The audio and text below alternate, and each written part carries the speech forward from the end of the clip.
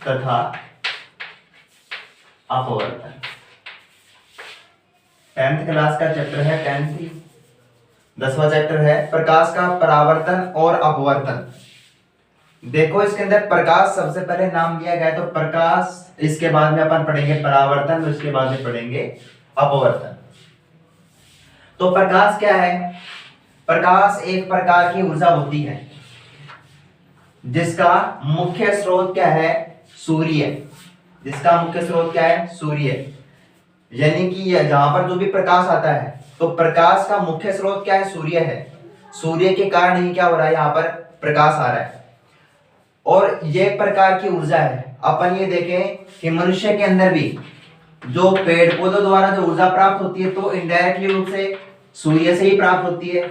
जो भी पौधे होते हैं, पेड़ पौधे होते हैं, ठीक है, तो इनको ऊर्जा मिलती है जिसको अपन क्या बोलते हैं? सौर ऊर्जा। और इस सौर ऊर्जा को फिर अपन, जो मनुष्य है, जो भी विभिन्न प्रकार के जीव हैं, वो सभी ऊर्जा के रूप में लेते हैं। इसका अर्थ सीधा से ये हो गया कि सूर्य है प्रकाश का स्रोत, ठीक है। और सूर्य ही क्या कर रहा है? यहाँ पर एक प्रकार से प्रकाश की जो ऊर्जा है वो सूर्य के कारण मिल रही है, और यही क्या है? एक स्रोत है। बात समझ में आ गई? और प्रकाश के कारण ही जो है हमें वस्तुएं दिखाई देती है। भाई अपन है फिजिक्स में पढ़ रहे हैं चैप्टर नेक्स्ट बायोलॉजी के अंदर, तो अपन इसके बारे में बात करेंगे। तो जो प्रकाश है, इससे के कारण जो है हमें वस्तुएं दिखाई देती है। कुछ डेफिनेशंस वगैरह हैं इसके अंदर, वो अपन समझेंगे। जैसे है प्रकाश का विवर्तन। विवर्तन का अर्थ क्या हो गया? जब प्रकाश सीधी रेखा में गमन करने की बजाय क्या करता है? मुड़ने की प्रवृत्ति दर्शाता है, तो उसे क्या कहते हैं? प्रकाश का विवर्तन कहते हैं।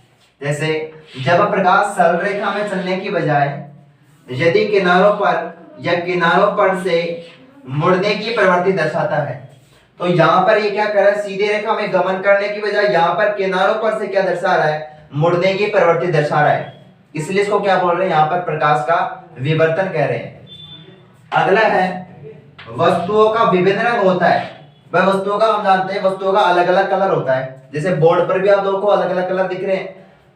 जैसे ये कैसा हो गया? हरा कलर हो गया। बोर्ड का भी क्या है? हरा कलर है, ठीक है। इधर में ऑरेंज, ये इधर ऑरेंज दिख रहा है। तो ये सभी कैसे दिख रहे हैं? संतरी कलर के दिख रहे हैं, कोई नीला कलर का है। तो ये अपने को उसका आभास कैसे हो रहा है कि अलग अलग जो है रंग कैसे दिखाई देते हैं। जैसे ये हरा है, तो यहाँ पर क्या होता है? हमें कोई भी वस्तु कब दिखाई देती है? जैसे ये हमारी आंख है, ठीक है, ये आंख हो गई, और आंख की क्या हो गई? रेटिना हो गई, अंदर का भाग। और ये यहां से सूर्य है, और ये क्या है? यहाँ पर कोई वस्तु है। ये क्या हो गई? कोई वस्तु है।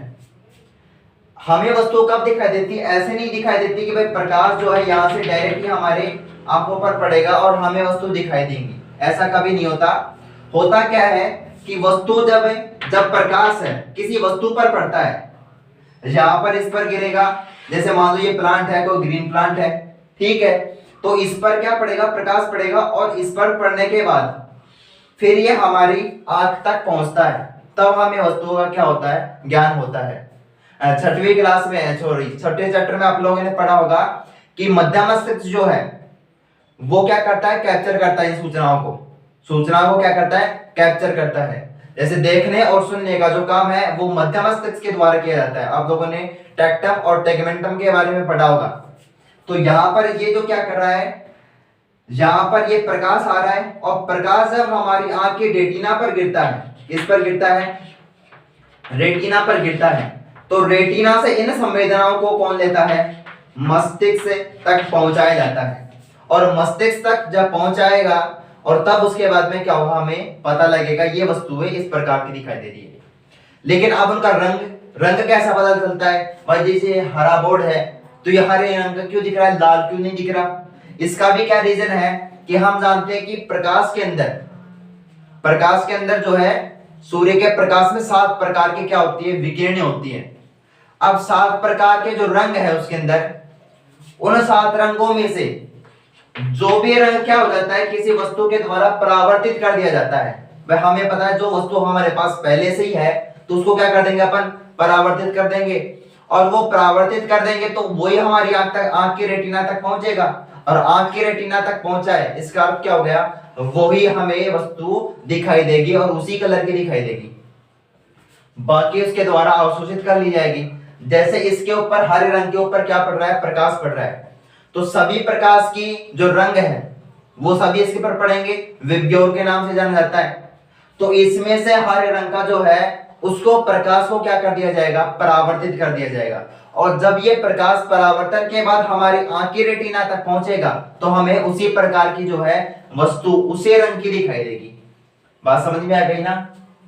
देखो वस्तुओं का जो विभिन्न रंग है, जैसे लाल हो गया, तो लाल के अंदर क्या होगा, सभी रंग को अवशोषित कर लिया जाएगा और लाल कलर को क्या कर दिया जाएगा, परावर्तित कर दिया जाएगा। इसी के कारण हमें जो वस्तु दिखाई देंगी, कैसे कलर की, लाल कलर की। अभी अपन ने बात की कि हरा कलर, जैसे जो ग्रीन कलर होता है, प्लांटों का अपन ने पढ़ा है, वह ग्रीन जो कलर है वो किसके कारण होता है, पत्तियों का हरा रंग किसके कारण होता है, क्लोरोफिल के कारण होता है। अब क्लोरोफिल खुद ही क्या है, हरा है, तो वो क्या करेगा कि जो हरे रंग का जो प्रकाश आता है उसको क्या कर देता है, परावर्तित कर देता है, और परावर्तन के बाद में जब अपनी आंख की रेटिना पर पहुंचेगा वो, तो हमें उसी कलर का दिखाई देगा।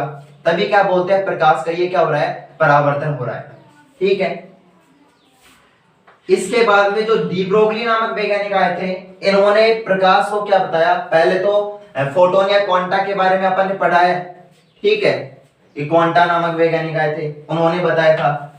इसके अलावा देखो डी ब्रोगली नामक वैज्ञानिक ने क्या दिया था, द्वैत सिद्धांत दिया था। द्वैत का था गया दो सिद्धांत। इसके अनुसार जो प्रकाश है वो कण के रूप में और तरंग के रूप में गमन करता है। एक तो कणीय प्रकृति दर्शाता है और एक तरंगीय प्रकृति, अर्थात कण व तरंग के रूप में क्या करता है, गमन करता है।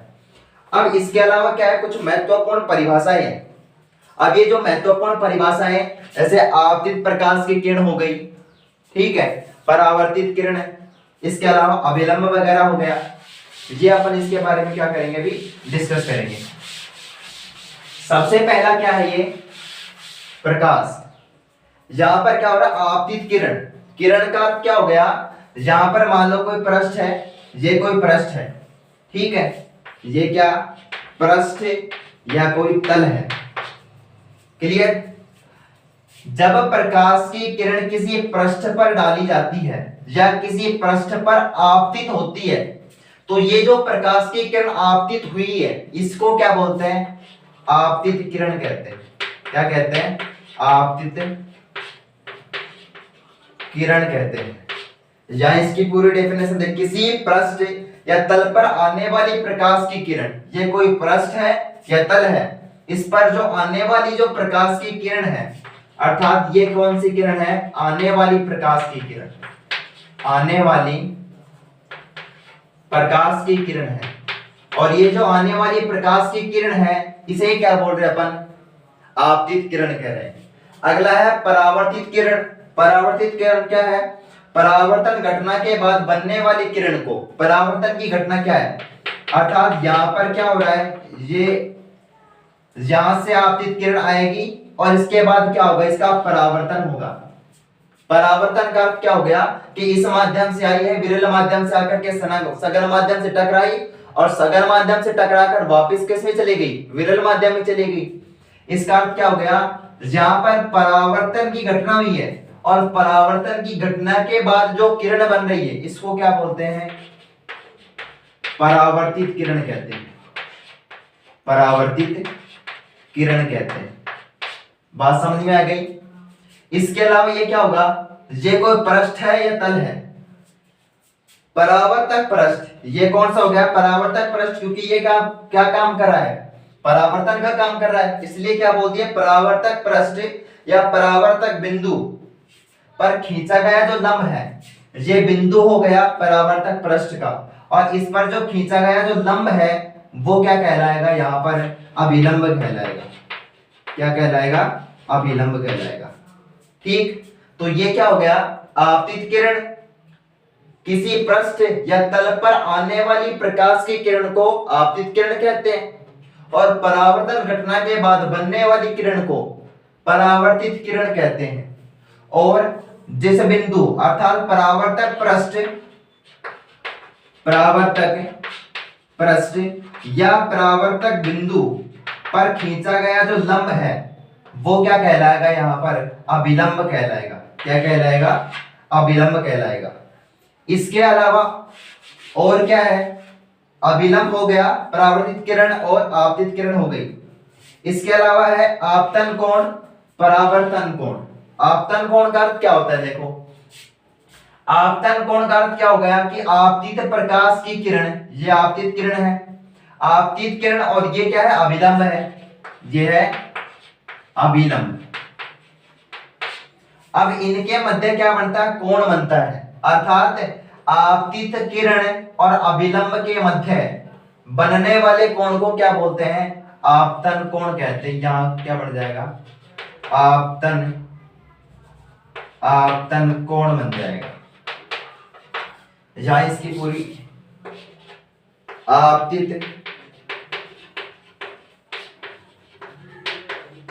प्रकाश की किरण, आपतित प्रकाश की किरण व अभिलंब के मध्य बनने वाले कोण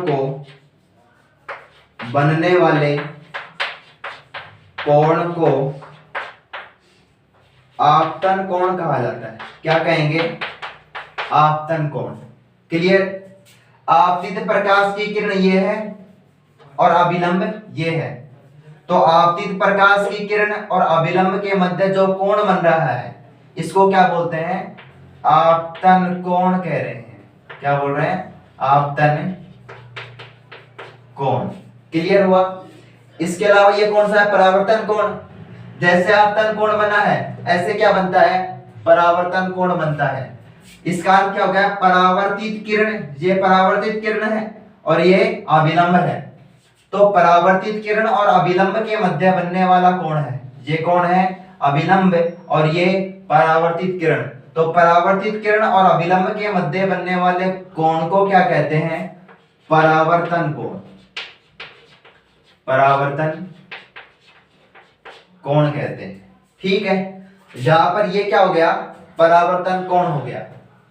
अब इसके बाद में क्या है, निर्वात है, अर्थात अपन माध्यम की बात करेंगे पहले कि माध्यम कैसा कैसा और क्या होता है।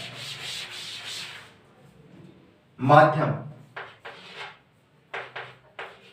माध्यम और माध्यम का अर्थ क्या हो गया, प्रकाश हमें पता है कि पारदर्शी माध्यम में ही गमन करता है, प्रकाश पारदर्शी माध्यम में ही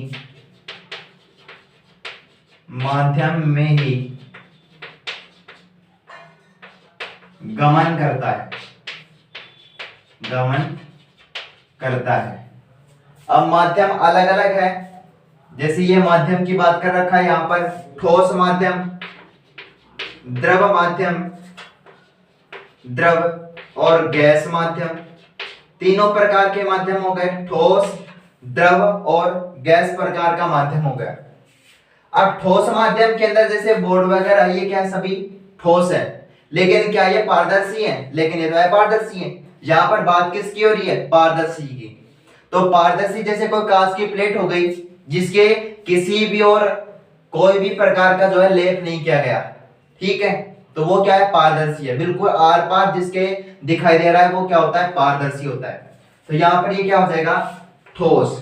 द्रव की अपन बात करें, द्रव के अंदर ये क्या होगा, जल सबसे अच्छा उदाहरण है, तो जल क्या हो गया यहाँ पर, द्रव का आ गया। अगला है गैस।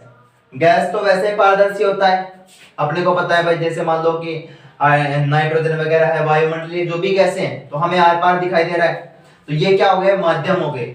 इसके अलावा और क्या होता है, निर्वात होता है। क्या होता है, निर्वात।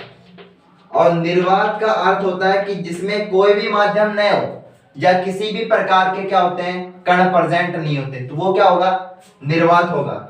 जिसमें, या ऐसे लिख दो कि वह माध्यम जिसमें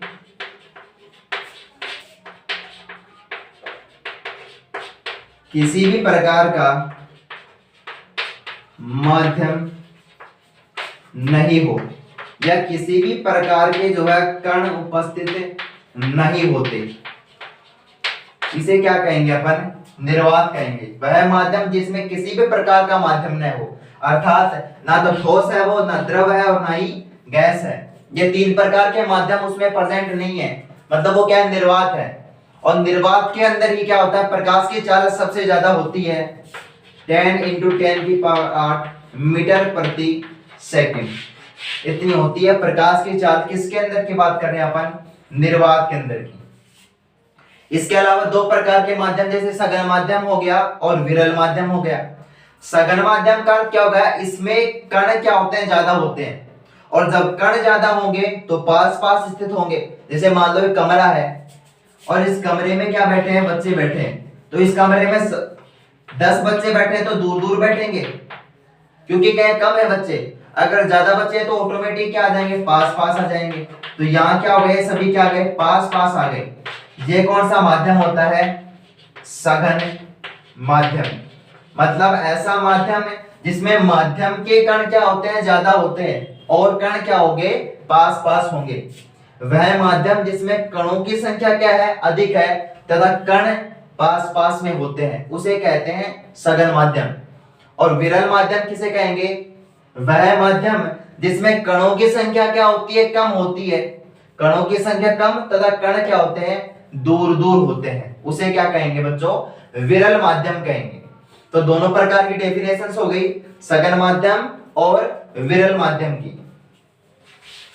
अपन ने बात किया आपतित किरण के बारे में, परावर्तित किरण के बारे में, अभिलंब के बारे में, आपतन कोण, परावर्तन कोण और माध्यम। माध्यम में अपन ने पढ़ लिया सघन माध्यम और विरल माध्यम। अब इसका जो पहला टॉपिक है, ये तो केवल क्या थी? परिभाषा, कुछ डेफिनेशंस वगैरह थी। इसका जो पहला टॉपिक है वो है प्रकाश का परावर्तन, यानी कि अपन ने प्रकाश के बारे में बात कर ली। अब पढ़ेंगे प्रकाश का परावर्तन क्या है। प्रकाश का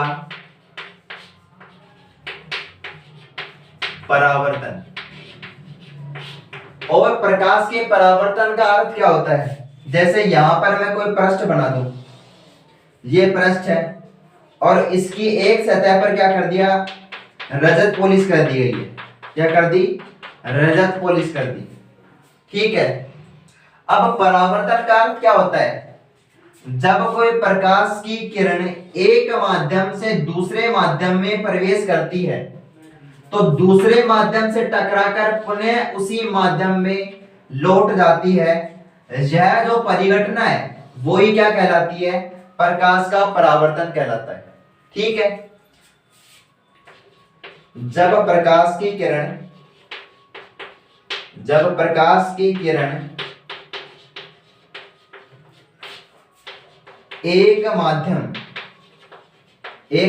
का अर्थ मैं यहां पर विरल माध्यम लेकर के चलता हूं। विरल माध्यम एक माध्यम से दूसरे माध्यम में प्रवेश करती है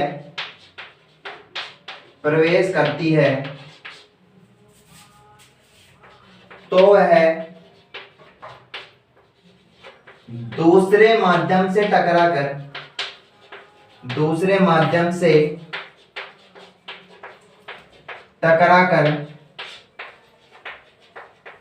पुनः उसी माध्यम में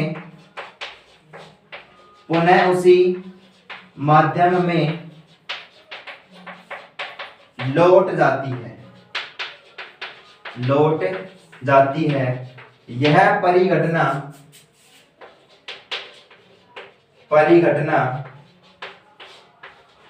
प्रकाश का परावर्तन होता है या परावर्तन कहलाती है। ठीक है। जब प्रकाश की किरण एक माध्यम से, यानी कि ये मान लो कौन सा माध्यम है? विरल माध्यम है। तो विरल माध्यम से सघन माध्यम में आ रही है। ये कौन सा माध्यम हो गया? ये सघन माध्यम है। एक माध्यम से दूसरे माध्यम में आती है तो ये दूसरे माध्यम से टकराकर पुनः कौन से माध्यम में चली गई? विरल माध्यम में चली गई। इसी को क्या बोलते हैं? प्रकाश का परावर्तन कहते हैं।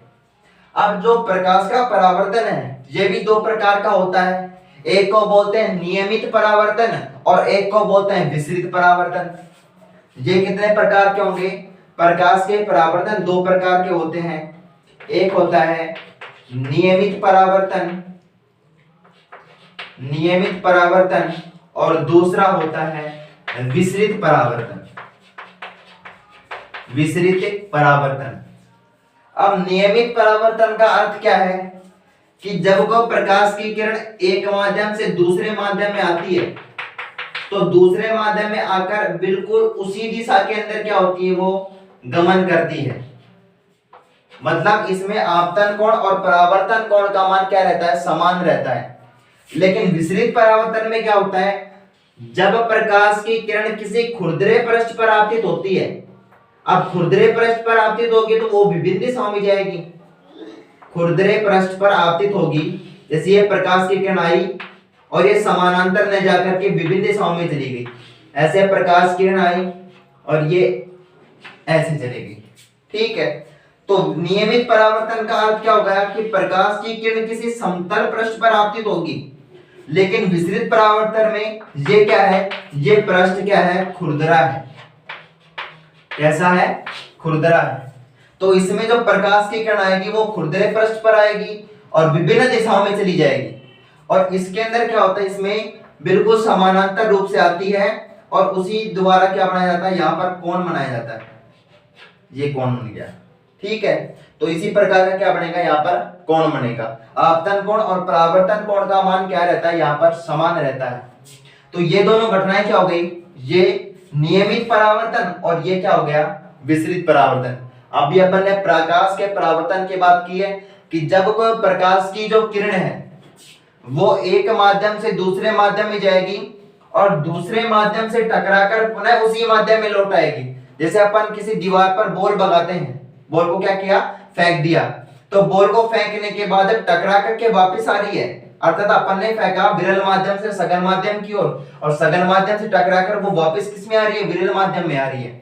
तो इसी प्रकार की घटना किसमें हो रही है, प्रकाश के अंदर होती है कि प्रकाश की किरण एक माध्यम से दूसरे माध्यम, ये कौन सा माध्यम है, दूसरा है, क्योंकि ये विरल है और ये कौन सा है, सघन माध्यम है।